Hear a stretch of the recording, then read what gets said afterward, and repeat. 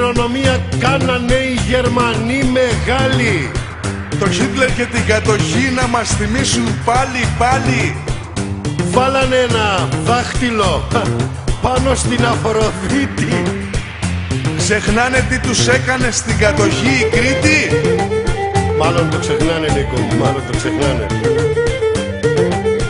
Θα τους το θυμίσουμε εμείς όμως. Έτσι.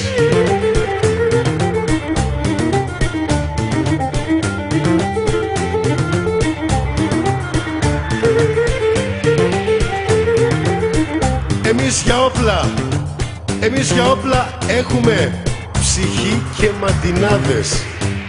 Και πάρτε την απάντηση, κολογερμαναράδες. Κάνετε σε εξώφυλλα χειρονομίες τώρα, Ξεχνάτε όμως ότι είμαστε του Αλεξάνδρου η χώρα.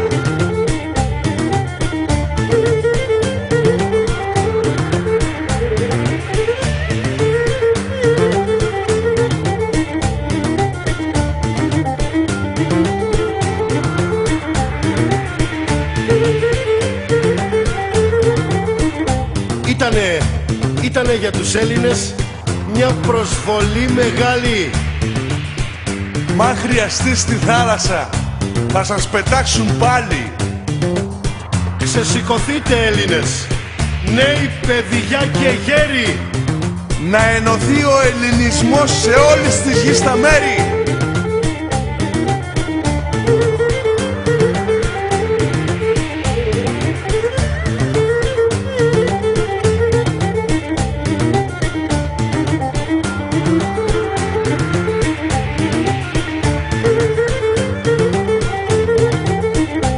Στη Μέργελ, άκου όνομα Νίκο, στη Μέργελ μια απάντηση δίνουμε ενωμένη. Η Ελλάδα, συνθυμίζουμε, ποτέ έτσι δεν πεθαίνει. Ξεχνάτε πόσα έδειξε στο χρόνο η πορεία. Κρατήστε εσείς τη Μερσεντές και εμείς την ιστορία.